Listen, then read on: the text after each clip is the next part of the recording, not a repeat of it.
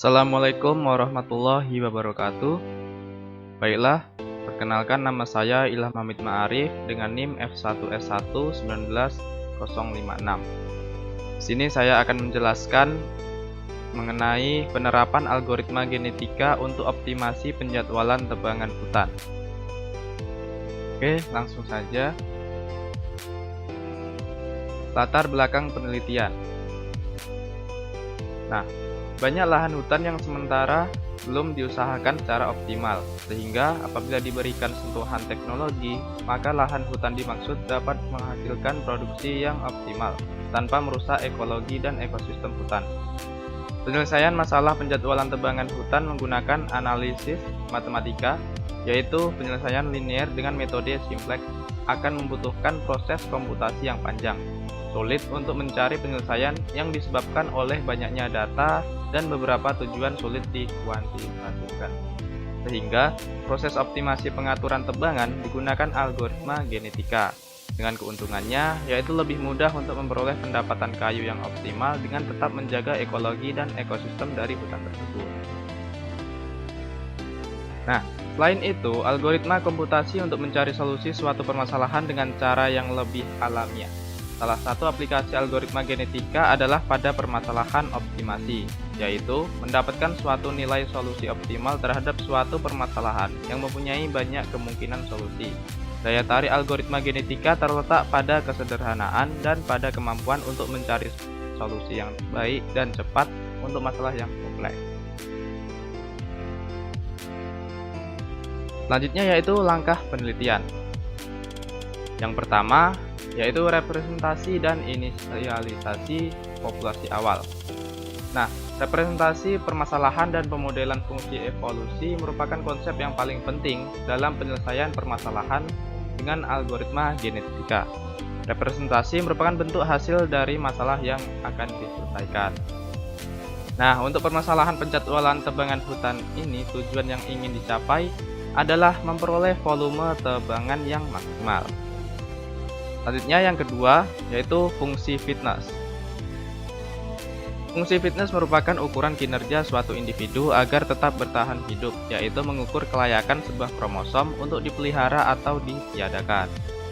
Nah, dalam hal ini, fungsi fitness identik dengan fungsi tujuan dari masalah yang dioptimalkan, yaitu volume pendapatan kayu yang maksimal. Fungsi tujuan ditentukan berdasarkan nilai fitness tertinggi. Nah, semakin tinggi nilai fitness akan memberikan hasil yang semakin dekat dengan fungsi tujuan. Selanjutnya yaitu fungsi objektif.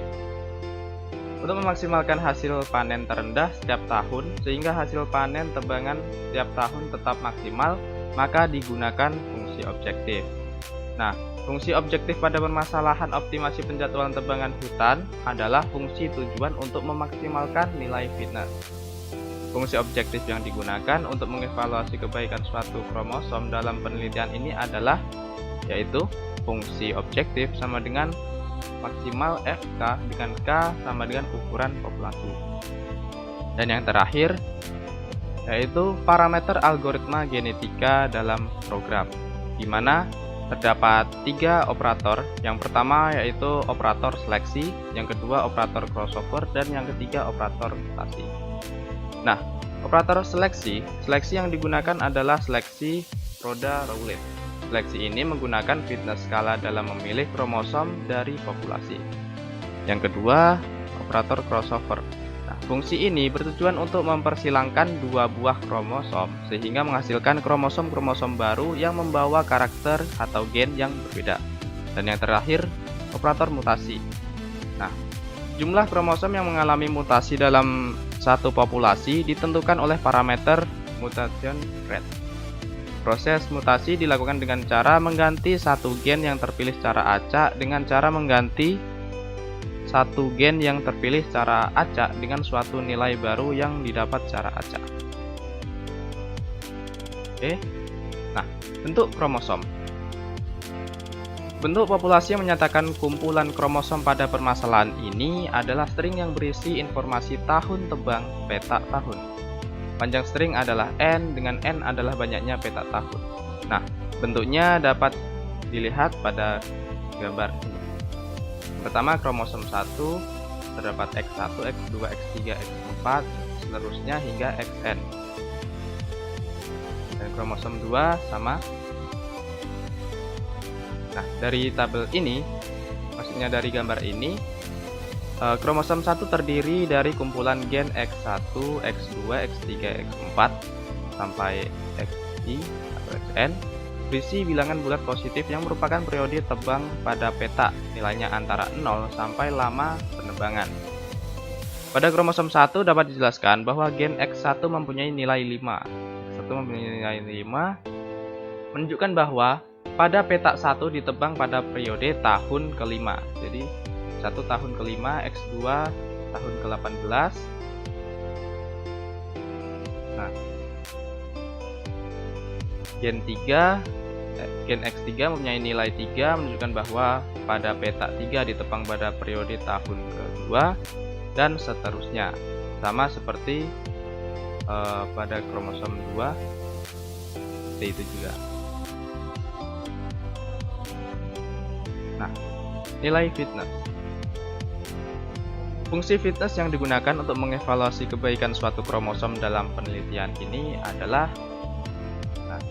FK sama dengan min J sigma N, dimana J sama dengan 1 Li C J, dimana J sama dengan 0 sampai daur, K sama dengan ukuran populasi, N sama dengan banyaknya peta hutan, dengan Li luas peta I, Cij volume kayu per hektar peta I pada periode tebang C, dan Cij sama dengan KBD kali BUB. Nah, KBD ini atau kepadatan bidang dasar merupakan diameter pohon jati yang umumnya diukur pada garis tinggi dada atau 130 cm di atas permukaan tanah. Sedangkan VUB merupakan volume kayu pada umur pohon U pada bunita B. Nilainya diperkirakan dari tabel tegakan menggunakan metode interpolasi linear. Nah, persamaan di atas diisikan dari kromosom sehingga akan menghasilkan suatu nilai akhir. Fungsi fitness pada persamaan ini adalah mencari hasil panen tebangan terendah pada suatu tahun dalam kromosom. Nah, untuk menghitung nilai fitness skala dari suatu kromosom, maka perlu diketahui terlebih dahulu jumlah seluruh fitness dalam populasi. Nah, prosedur seleksi ada sebagai berikut. Yang pertama yaitu hitung total fitness, di mana total fitness sama dengan sigma FK, di mana FK sama dengan fitness, K sama dengan 1, 2, 3 sampai pop size. Yang kedua yaitu hitung fitness relatif PK tiap kromosom, yaitu PK sama dengan FK per total fitness.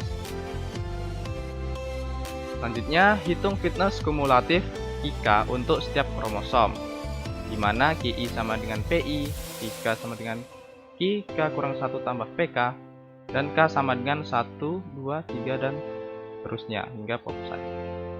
Dan yang terakhir, pilih induk yang akan menjadi kandidat untuk di crossover dengan cara yang pertama, bangkitkan bilangan random R antara 0 dan 1. Yang B, jika KK kecil dari R dan IK tambah 1 besar sama dengan R, maka pilihlah kromosom ke K tambah 1 sebagai kandidat induk.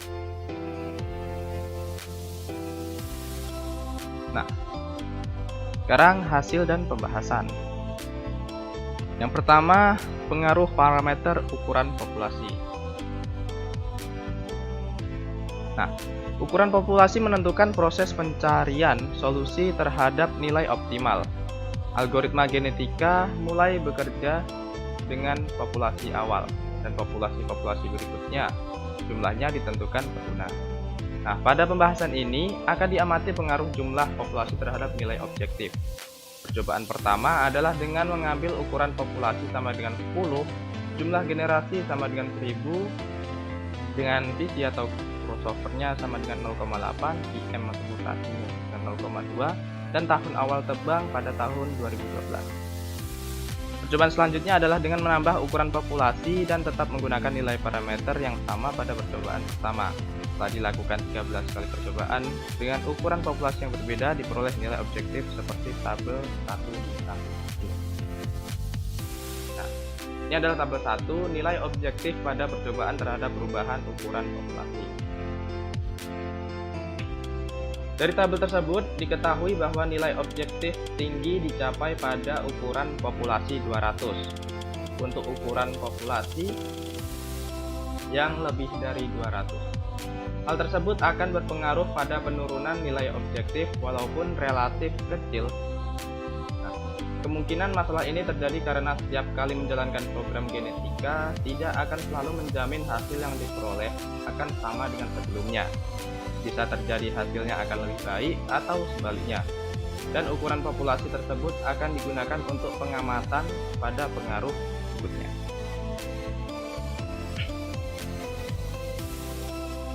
Nah, yang kedua yaitu pengaruh parameter ukuran jumlah generasi. Penentuan banyaknya generasi atau iterasi dalam algoritma genetika sangat menentukan solusi dan nilai optimal yang ditemukan. Algoritma genetika menghentikan iterasinya setelah nilai maksimal generasi yang telah ditentukan telah dicapai. Nah, percobaan selanjutnya adalah dengan mengambil ukuran populasi sama dengan 200, crossovernya 0,8, mutasi sama dengan 0,2, dan tahun awal tebang pada tahun 2012. Percobaan selanjutnya adalah dengan menambah jumlah generasi dan tetap menggunakan nilai parameter yang sama pada percobaan pertama.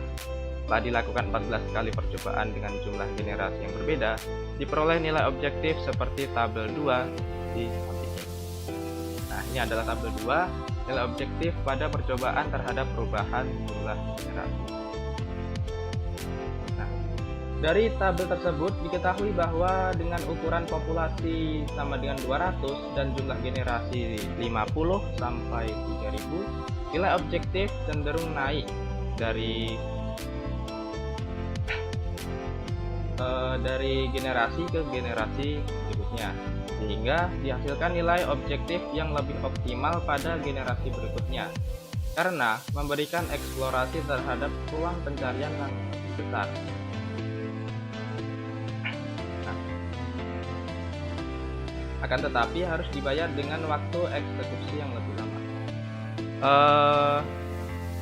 Nilai objektif yang tertinggi dicapai pada generasi ke 1750. Untuk generasi yang lebih besar 1750.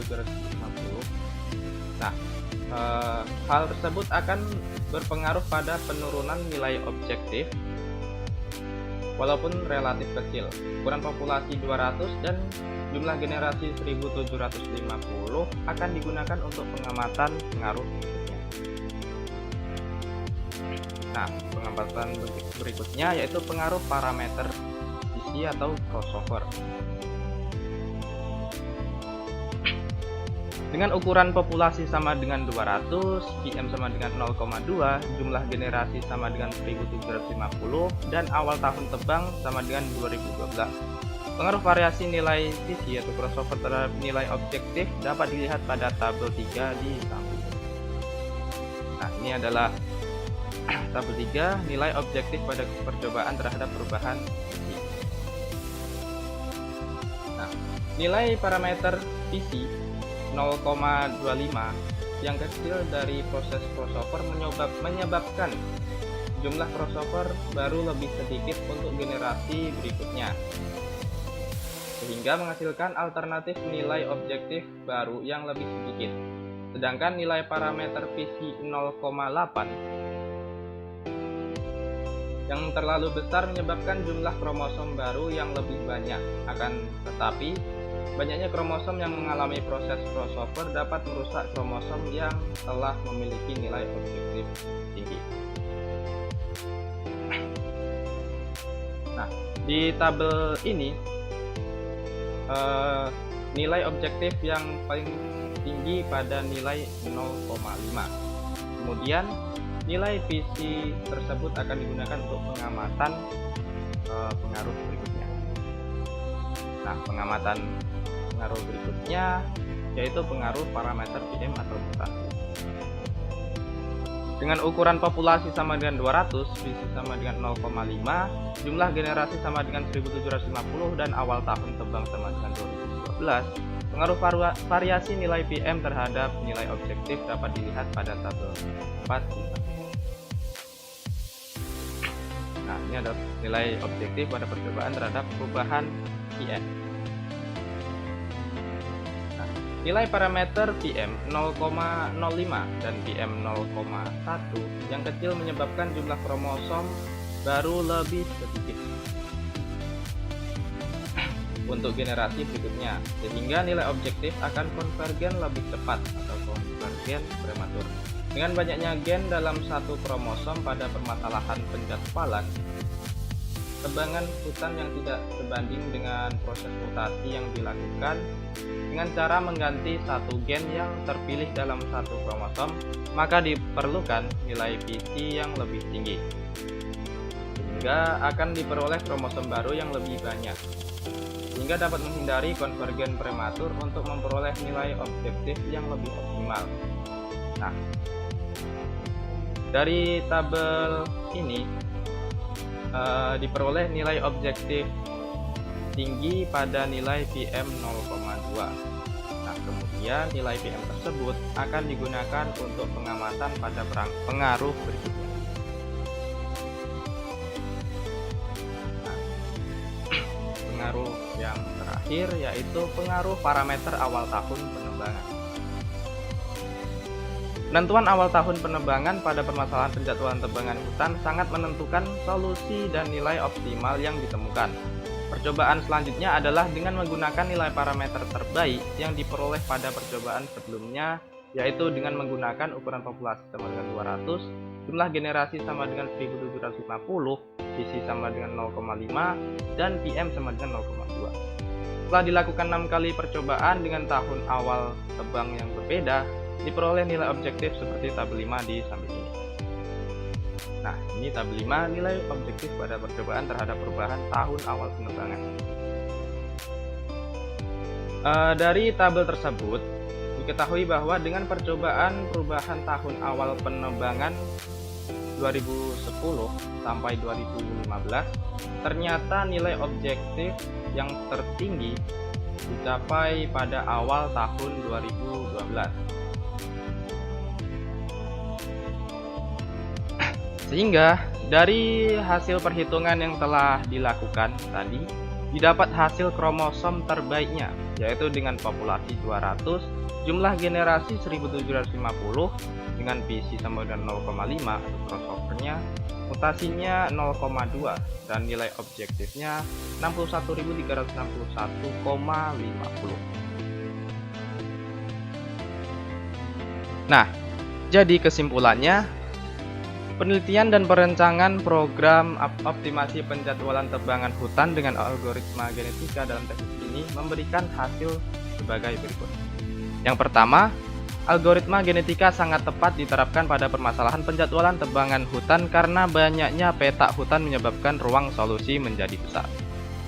Yang kedua, hasil percobaan pada program penjadwalan tebangan hutan dengan variasi nilai parameter visi dan PM lebih berpengaruh dibandingkan dengan variasi ukuran populasi terhadap keoptimalan yang dihasilkan. Tetapi secara umum dapat dikatakan bahwa dengan melihat grafik nilai objektif cenderung naik dari generasi ke generasi berikutnya, sehingga dihasilkan nilai objektif yang lebih optimal pada generasi berikutnya karena memberikan eksplorasi terhadap ruang pencarian yang lebih besar. Akan tetapi harus dibayar dengan waktu eksekusi yang lebih lama. Dan yang terakhir, 3. Dengan adanya program optimasi ini, pengguna dapat melakukan penjadwalan tebangan hutan dengan lebih mudah, cepat, dan tepat.